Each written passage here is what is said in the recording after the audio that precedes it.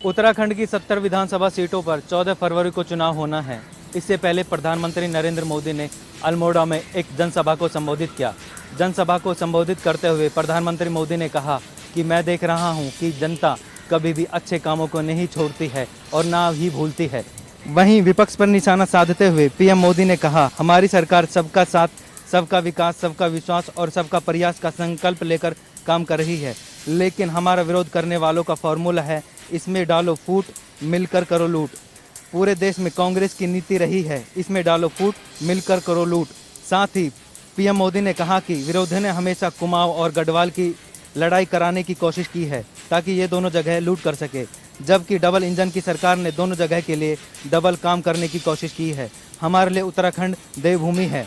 साथ ही प्रधानमंत्री मोदी ने कहा कि उत्तराखंड आगे बढ़ रहा है और विकास कार्यों में तेजी से काम हो रहा है। यूपी विधानसभा चुनाव के लिए सभी राजनीतिक दलों ने अपनी पूरी ताकत झोंक दी है। इस बीच यूपी के मुख्यमंत्री योगी आदित्यनाथ आज शाहजहांपुर पहुंचे, जहां उन्होंने चुनावी जनसभा को संबोधित किया और विपक्ष पर जमकर हमला भी बोला। सीएम योगी ने कहा, सपा, बसपा और कांग्रेस ने सिर्फ अपने परिवार को आगे बढ़ाने का काम किया है। उन्होंने वंशवाद को बढ़ावा दिया। अगर हम लोग राष्ट्रवाद की बात करते हैं तो इन्हें सिर्फ जातिवाद दिखता है। जब हम सिर्फ विकास की बात करते हैं तो ये लोग मजहब की बात करते हैं।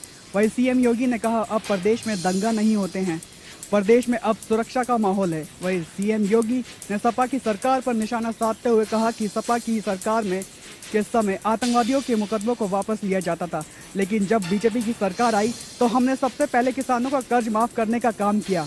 अकेले हमने शाहजहांपुर में 68,000 किसानों का कर्ज माफ किया है। साथ ही सीएम योगी ने कहा कि हमारी सरकार ने फ्री वैक्सीन, फ्री राशन देने का काम किया, लेकिन सपा सरकार में कब्रिस्तान की बाउंड्री का विकास करने का काम किया है। देश में कोरोना के मामलों में लगातार गिरावट देखी जा रही है। बीते 24 घंटे में 58,000 से ज़्यादा नए मरीज सामने आए हैं और 657 लोगों की मौत हो गई है। अगर कोरोना से ठीक होने वाले मरीजों की बात करें तो पिछले 24 घंटे में 50,000 से ज़्यादा मरीज ठीक हुए हैं। देश में कुल मामलों की संख्या 4 करोड़ 25 लाख के पार पहुँच गई है। अब तक देश में कुल 5,07,000 लोग कोरोना से अपनी जान गंवा चुके हैं। अगर हरियाणा की बात करें तो हरियाणा में 24 घंटे में 1400 से ज़्यादा नए मामले सामने आए हैं और 15 मरीजों की मौत हो गई है। प्रदेश में अब कुल एक्टिव केसों की संख्या 7,000 के पार पहुंच गई है। वहीं 24 घंटे में 3,000 से ज़्यादा मरीज ठीक हुए हैं, जिसको लेकर स्वास्थ्य मंत्री अनिल विज का कहना है, कोरोना से घबराने की ज़रूरत नहीं है। प्रदेश सरकार कोरोना की तीसरी लहर से निपटने के लिए तैयार है। अस्पतालों में बेड और ऑक्सीजन की कोई कमी नहीं है। दुनिया में कोरोना के ओमिक्रॉन वेरिएंट की लहर भले ही कमज़ोर पड़ गई हो, लेकिन WHO ने दुनिया के देशों को चेतावनी दी है कि वे कोरोना नियमों में ढिलाई ना बरतने दें, क्योंकि ओमिक्रॉन आखिरी वेरिएंट नहीं है और कोरोना के आने वाले वेरिएंट्स पिछले वेरिएंट्स के मुकाबले ज़्यादा तेज़ी से फैलने वाले और घातक हो सकते हैं। WHO की तकनीकी समूह की प्रमुख डॉक्टर मारिया वान केरखोव ने कहा कि कोरोना का अगला वेरिएंट तेज़ी से फैलेगा। उन्होंने चेताया कि नया वेरिएंट अन्य वेरिएंट के मुकाबले ज़्यादा घातक और ज़्यादा संक्रामक हो सकता है। इसमें कोरोना का टीका भी कम प्रभावी हो सकता है। वहीं WHO ने ओमिक्रॉन के सब वेरिएंट BA.2 के दुनिया भर में फैलने की आशंका जताई है। WHO ने कहा कि BA.2 ज़्यादा तेज़ी से फैलने वाला वेरिएंट है और इसके दुनिया में प्रमुख वेरिएंट बनने का भी खतरा बना हुआ है। सुप्रीम कोर्ट ने शुक्रवार को नौकरी में कोटे के मामले में सुनवाई की। इस सुनवाई में हरियाणा के वकील सुप्रीम कोर्ट में पेश हुए। सुप्रीम कोर्ट ने डोमिसाइल के लिए नौकरी कोटा प्रदान करने वाले कानूनों की वैधता से संबंध में विभिन्न हाई कोर्ट में लंबित मामलों को अपने पास ट्रांसफर करने के संबंध में विचार मांगे हैं। जस्टिस एल नागेश्वर राव और जस्टिस BR गवाई की पीठ पंजाब और हरियाणा हाई कोर्ट की ओर से 3 फरवरी को पारित आदेश के खिलाफ हरियाणा राज्य द्वारा दायर विशेष अनुमानित याचिका पर सुनवाई कर रही थी, जिसमें हरियाणा में स्थानीय लोगों के लिए निजी क्षेत्र में 75% आरक्षण प्रदान करने वाले कानूनों पर रोक लगा दी गई थी। पीठ ने कहा कि आंध्र प्रदेश और झारखंड द्वारा पारित समान कानूनों को हाई कोर्ट में समक्ष चुनौती दी गई है। अब पूछा है कि क्या बड़े मुद्दे पर फैसले करने के लिए उन सभी मामलों को सुप्रीम कोर्ट में स्थानांतरित किया जा सकता है। जब मामले की सुनवाई की गई तो भारत के सॉलिसिटर जनरल तुषार मेहता ने हरियाणा राज्य की ओर से प्रस्तुत किया कि एक अनुचित आदेश द्वारा 90 सेकंड की बात सुनी गई, जिसके बाद इन कानून पर रोक लगाई गई। साइबर सिटी गुरुग्राम के सेक्टर 109 में जो हादसा हुआ था देर शाम, उसके बाद से ही लगातार जो प्रशासन है, जो बचाव दल है, एनडीआरएफ की टीम है, वो लगी हुई है। मैं आपको दिखाना चाहूँगा कि ये वही टावर है, टी टावर, जिसकी 6वीं मंजिल से जो मलबा है वो नीचे ग्राउंड फ्लोर तक, फर्स्ट फ्लोर तक पहुंचा। और उसके बाद से ही, जब से ही जैसी प्रशासन को इस बारे में सूचना मिली, और फिलहाल प्रशासन तभी से यहाँ पर कार्य कर रहा है। और फिलहाल जो बिल्डर है उसके खिलाफ भी FIR दर्ज की गई है। और मैं आपको बता दूं कि लगातार जो 18 से ज़्यादा घंटे बीत चुके हैं, और ऐसे में जो बचाव दल है लगातार यहाँ से रेस्क्यू कर रहा है। और आपको बता दूं कि एक व्यक्ति की जान भी बचा ली गई है, और एक महिला की मौत की पुष्टि अभी तक जिला प्रशासन ने की है। यहाँ पर NDRF की टीम यहाँ पर मौजूद है, इनसे बात करने की कोशिश करेंगे कि किस तरह से जो बचाव कार्य है वो लगातार चल रहा है। और मैं आपको बता दूं कि जैसे ही सूचना मिली उसके बाद मौके पर प्रशासन पहुंचा, बचाव दल पहुंचा, स्वास्थ्य विभाग की जो गाड़ियां थी, वो एम्बुलेंस, फायर ब्रिगेड की गाड़ियां, वो तमाम गाड़ियां यहां पर पहुंची। मैं आपको बताना चाहूँगा कि लगातार जो बचाव का कार्य है वो चल रहा है। और ऐसे में जो NDRF के अधिकारी हैं वो यहाँ पर मौजूद है, अपनी टीम के साथ है। वो जो मलबा उठाने का कार्य है वो लगातार किया जा रहा है। ऐसे में फ़िलहाल ये कहा नहीं जा सकता कि कितना वक्त और लग सकता है। इतना ज़रूर है इस रेस्क्यू ऑपरेशन में लगातार जो है कार्य वो किया जा रहा है। जिला प्रशासन अपनी निगाहें गड़ाए हुए है। और ऐसे में मुख्यमंत्री मनोहर लाल खट्टर ने भी इस पर दुख जताया है जिन लोगों की मौत हुई है। और ऐसे में फ़िलहाल इस मामले की जो जांच की बात करें तो जांच ADC को सौंप दी गई है। फिलहाल जांच भी इस मामले की जा रही है। कर्नाटक के कॉलेज में हिजाब पहनने को लेकर शुरू हुआ ये बवाल अब देश भर में चर्चा का विषय बन चुका है। हिजाब का ये मुद्दा अब देश की सबसे बड़ी अदालत सुप्रीम कोर्ट की चौखट पर जा पहुंचा है। और इसी मुद्दे को लेकर मुस्लिम महिलाओं ने यूपी के अलीगढ़ में धरना प्रदर्शन किया। और इस दौरान बैनर लेकर उन्होंने कहा कि ये हिजाब पहनना हमारा हक होता है और हम इसे नहीं उतारेंगे। दरअसल हिजाब मुद्दे पर कर्नाटक हाईकोर्ट ने छात्राओं की अनुच्छेद 25 वाली दलील को न मानते हुए फिलहाल कर्नाटक के कॉलेजों में हिजाब पहनने पर रोक लगा दी है। कर्नाटक हाईकोर्ट ने छात्र छात्राओं से ये साफ कह दिया है कि फिलहाल वे शिक्षण संस्थानों में ऐसी कोई पोशाक पहनने पर जोर न दें जिससे लोग भड़क सकते हैं। हाईकोर्ट का स्पष्ट रूप से इशारा हिजाब और भगवा स्कार्फ के लिए है। छात्र छात्राओं को यूनिफॉर्म में स्कूल आना होगा। तो वहीं कर्नाटक हाईकोर्ट के निर्देश को चुनौती देते हुए सुप्रीम कोर्ट में याचिका दायर की गई है। कर्नाटक हिजाब मामले में सुप्रीम कोर्ट ने फिर सुनवाई की तारीख देने से इनकार कर दिया है। कोर्ट ने कहा है कि इसे बड़े स्तर पर न फैलाया जाए। अगर कुछ भी गलत है तो उसकी रक्षा की जाएगी। सही वक्त का इंतजार कीजिए। कर्नाटक के कॉलेज में शुरू हुआ ये हिजाब का मुद्दा अब देश भर में तूल पकड़ता जा रहा है। और ऐसे में छात्राओं में भी रोष देखा जा रहा है। कॉलेज में छात्र दो गुट में बंट चुके हैं, एक हिजाब के सपोर्ट में तो दूसरा हुआधारी छात्र। अब सुप्रीम कोर्ट किसके हक में फैसला सुनाती है ये तो आने वाला वक्त ही साबित करेगा। मनाली में पिछले काफी दिनों से लगातार धूप खिल रही है। उसके बाद जितने भी जो सैलानी यहाँ पे बर्फ देखने आ रहे थे उनकी मन की मुराद पूरी हो रही है, क्योंकि जो पीछे बीते सप्ताह जो बर्फ पड़ी थी, आपको दिखाना चाहेंगे कि अभी भी उसकी मोटी चादर जो है यहाँ के पहाड़ी इलाकों में पड़ी हुई है। आप देख सकते हैं किस तरह से जो है चोटियां अभी भी जो है बर्फ से गुलजार है। तो लगातार जितने भी जो सैलानी जो है इन हिल स्टेशन का जो है की ओर जा रहे हैं, खासकर रोहतांग पास वाला जो अटल टनल, यहाँ अभी भी करीब 1 से 1.5 फुट बर्फ की मोटी चादर बिछी हुई है, जिसमें सैलानी जो है जितने भी जो शासक गतिविधियां होती है, बर्फ से रिलेटेड जितनी भी गतिविधियां होती है, उसका पूरा लुत्फ उठा रहे हैं। क्रिकेट एसोसिएशन के खूबसूरत स्टेडियम धर्मशाला में काफी लंबे समय के बाद इंटरनेशनल मैच होने जा रहा है। आपको बता दें, धर्मशाला में 26 और 27 फरवरी को भारत और श्रीलंका के बीच 2 T20 मैच खेले जाएंगे। वास्तविक मैचों के लिए तैयारी तेज हो गई है। 3 T20 मैचों की सीरीज का आगाज लखनऊ में 24 फरवरी को होगा। धर्मशाला में शाम 7 बजे से होने वाले मैचों में दर्शकों की अनुमति नहीं होगी। हालांकि इस बारे में कोविड स्थिति को देखते हुए विचार किया जा सकता है। बारिश के देवता इंद्रनाग का आशीर्वाद प्राप्त करने के लिए 12 फरवरी को खलियारा स्थित मंदिर में हवन व पूजा की जाएगी, ताकि मैच के दौरान बारिश बाधा न बन सके। देश व प्रदेश की नजरें भारत और श्रीलंका के बीच होने वाले इस मैच पर टिकी हुई है, क्योंकि धर्मशाला के इस स्टेडियम में कम ही मैच होते हैं। ऐसे में ये मैच पर्यटन की दृष्टि से बहुत ही महत्वपूर्ण माना जा रहा है। हिमाचल प्रदेश में पिछले कुछ दिनों से धूप खिली हुई है। ऐसे में लोगों को जो है ठंड से काफ़ी राहत मिल रही है। इस वक्त मैं मौजूद हूं राजधानी शिमला के ऐतिहासिक रिज मैदान पर, जहां पर आप तस्वीरों के माध्यम से देख सकते हैं। यहां पर चारों तरफ नीला ही नीला आसमान देखने को मिल रहा है। धूप यहां पर खिली है। धूप खिली होने की वजह से जो है तापमान में बढ़ोतरी दर्ज की जा रही है, जिसके चलते जो है लोगों को ठंड से काफ़ी राहत मिल रही है। तस्वीरों के माध्यम से आप देख सकते हैं शिमला के ऐतिहासिक रिज मैदान की ये तस्वीरें इस वक्त आपके साथ हम साझा कर रहे हैं, जहां पर मौसम जो है काफ़ी सुहाना है और वो मौसम का आनंद लेने के लिए यहाँ पर पहुँचे हुए हैं। वहीं मौसम विभाग की माने तो 14 फरवरी तक प्रदेश में मौसम साफ बना रहेगा। हालांकि उसके बाद जो है बारिश और बर्फबारी की संभावना मौसम विज्ञान केंद्र शिमला द्वारा जताई गई है।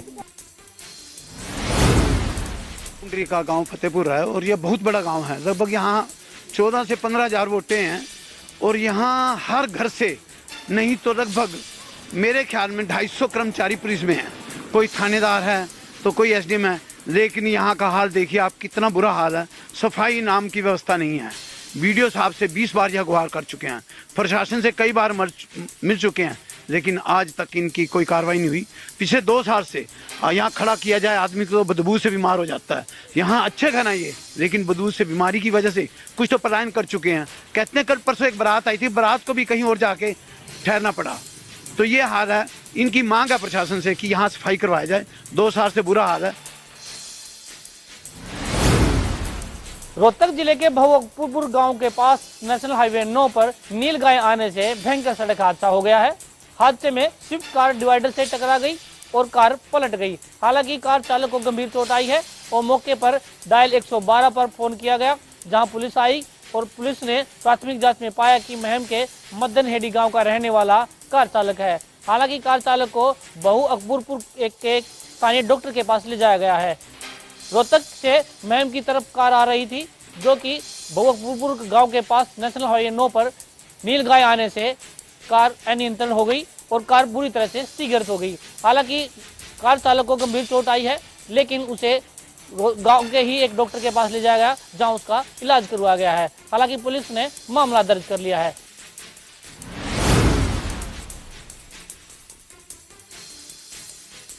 प्रदेश सरकार के खिलाफ आंगनवाड़ी व हेल्पर वर्कर यूनियन का धरना प्रदर्शन जारी है। आज करीब 65वें दिन में आंगनवाड़ी वर्करों का जो धरना है वो पहुंच चुका है। आज सुबह आंगनवाड़ी वर्करों ने सैकड़ों की तादाद में एकत्रित होकर घरौंडा के पटेल पार्क में धरना प्रदर्शन किया। व उसके बाद सीडीपीओ के माध्यम से प्रदेश मुख्यमंत्री को ज्ञापन सौंपा है। आंगनवाड़ी वर्कर नेताओं का कहना है कि जिस प्रकार से केंद्र व प्रदेश सरकार ने हमारी मांगों को मानते हुए उन पर प्रस्ताव पास करने की मोहर लगाई थी, लेकिन करीब 1 साल बीतने के बाद भी अभी तक ये मांगें पूरी नहीं की है। ऐसे में एक बड़ी बात यह है कि पिछले करीब 2 माह से आंगनवाड़ी वर्कर की सैकड़ों महिलाएं हैं जो वो सड़कों पर हैं और उन्होंने ये ऐलान किया है कि अगर प्रदेश सरकार 14 फरवरी तक हमारी मांगें पूरी नहीं करती तो 14 फरवरी के दिन हम जिला स्तर पर एक बड़ा प्रदर्शन करते हुए स्थायी रूप से वहाँ धरना प्रदर्शन जारी करेंगे, लेकिन जिसकी जिम्मेवारी प्रदेश व केंद्र सरकार की होगी।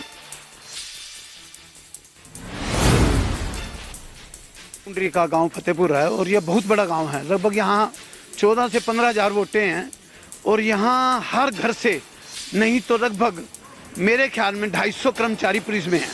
कोई थानेदार है तो कोई एसडीएम है, लेकिन यहाँ का हाल देखिए आप, कितना बुरा हाल है। सफाई नाम की व्यवस्था नहीं है।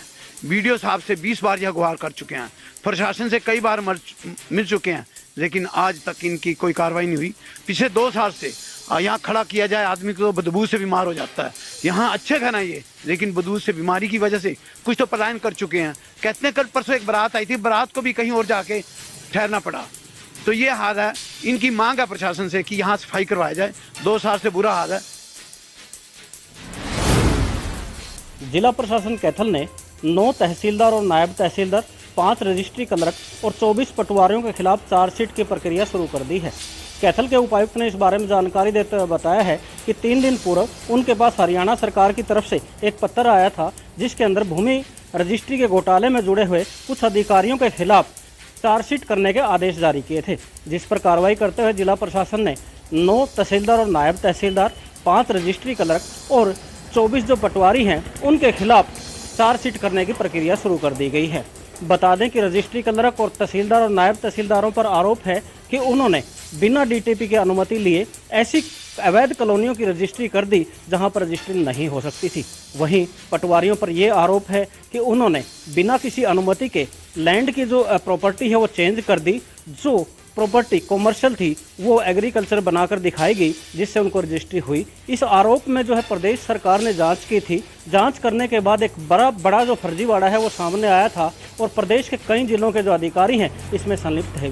कैथल की अगर बात करें, कैथल के अंदर भी 9 तहसीलदार और नायब तहसीलदार, 5 रजिस्ट्री क्लर्क और 24 पटवारी जो है इस जांच में दोषी पाए गए थे। उसके बाद प्रदेश सरकार ने पत्र लिखकर कैथल के उपायुक्त को इस बारे में चार्जशीट करने के आदेश जारी किए थे और आज से जिला प्रशासन के द्वारा ये प्रक्रिया शुरू कर दी गई है। भिवानी में आज एक दर्दनाक सड़क हादसा हुआ है। इस घटना में एक युवक की मौत हो गई। आपको बता दें कि भिवानी जिला निवासी गांव दिनोद का सुनील पेशे से इलेक्ट्रीशियन था और शादी समारोह में भाग लेने के लिए ढानी कुशाल में गया था। लौटते समय सड़क दुर्घटना हुई और उसकी मौत हो गई। बताया जा रहा है कि सुनील के जो है 2 बच्चे हैं और परिवार गांव दिनोद का निवासी है। परिवार ने आर्थिक मदद की भी गुहार लगाई है। पुलिस ने मामले की जांच शुरू कर दी है। सोनीपत में ग्रामीण और शहरी क्षेत्र में रोडों के हालात काफी बदतर हैं और इसको लेकर आज सोनीपत में पीडब्ल्यूडी कार्यालय में ग्रामीण पहुंचे और ग्रामीणों ने अनोखे ढंग से प्रोटेस्ट किया है, जहां ढोल नगाड़े लेकर ग्रामीण पीडब्ल्यूडी कार्यालय पहुंचे और अधिकारी के कार्यालय के सामने काफी देर तक ढोल नगाड़े बजाए और अपना विरोध प्रदर्शन जाहिर किया। वहीं ग्रामीणों ने बताया कि कई बार ज्ञापन और शिकायत अलग अलग दरवाजे पर वो दे चुके हैं। हर बार उन्हें आश्वासन दिया जाता है और आश्वासन के नाम पर एक लिपापोती पैच वर्क जो है सड़कों पर कर दिया जाता है, लेकिन पूरी तरह से निदान नहीं कराया जाता। वहीं अधिकारियों ने पूरे मामले को लेकर कहा है कि कुछ एरिए उनके अंतर्गत नहीं आते, यानी कि अधिकारी एक विभाग से दूसरे विभाग पर मामला थोप देते हैं और अपना पल्ला झाड़ लेते हैं। ऐसे में जो ग्रामीण हैं उनको काफी परेशानी उठानी पड़ रही है। सड़कों पर आए दिन गड्ढों के कारण हादसे हो रहे हैं, इसीलिए ग्रामीणों ने आज अनोखे ढंग से प्रोटेस्ट किया है। हर वर्ष अस्थायी मान्यता पर चलने वाले निजी स्कूलों को इस बार 31 मार्च तक स्थायी मान्यता के लिए अप्लाई करना होगा। प्रदेश सरकार द्वारा यह आदेश जारी कर दिए गए हैं। आज रादौर में खंड शिक्षा अधिकारी ने इस बारे में पत्रकारों को यह जानकारी दी। उन्होंने कहा कि रादौर में 32 निजी स्कूल हैं, जिनमें से 7 ऐसे स्कूल हैं जो अस्थायी मान्यता पर चल रहे हैं, जिन्हें ये आदेश की प्रतियां भेज दी गई हैं। उसके बाद 31 मार्च तक अप्लाई न करने वाले अस्थायी मान्यता पर स्कूलों को बंद भी किया जा सकता है। राज्य वित्त आयोग अध्यक्ष सतपाल सिंह सत्ती ने एक बार फिर से 1 करोड़ की लागत से होने वाले ऊना शहर में जल भराव निकासी जो उसके लिए जो है चैनलाइजेशन का भूमि पूजन आज किया। इस मौके पर विभाग के कर्मचारी भी मौजूद थे और भारतीय जनता पार्टी के वरिष्ठ कार्यकर्ता भी उपस्थित थे। आपको बता दें कि ऊना शहर जो है वो जल भराव के कारण कई बार सुर्खियों में रहा है। जब बरसात तेज आती है तो जितना भी सेक्रेटरीट का एरिया है वो पानी में जलमग्न हो जाता है, जिस कारण लोगों को काफ़ी दिक्कतों का सामना करना पड़ता है। सतपाल सिंह सत्ती ने प्रदेश के मुख्यमंत्री यानी कि प्रदेश सरकार के माध्यम से 22 करोड़ 48 लाख के चैनलाइजेशन के लिए राशि जो है वो मंजूर कराई है। इस राशि से शहर के 7 नालों को प्रमुखता जो ये नाले हैं इनको चैनलाइजेशन करने के उपरांत इनका जो पानी है, जल भराव का जो पानी है, उसको लाल सिंगी जो 7 लगती खड्ड है उसमें डाला जाएगा। सतपाल सत्ती का कहना था कि ये समस्या काफ़ी समय से सरकार के ध्यान में थी, काफ़ी सरकारें आई गई, लेकिन ऊना शहर की स्थिति को किसी ने नहीं भापा। आज भारतीय जनता पार्टी की सरकार ने जो है यहाँ पर एक लोगों की सुविधा को देखते हुए ये निर्णय लिया था और जिसका कार्य आज से शुरू होता है।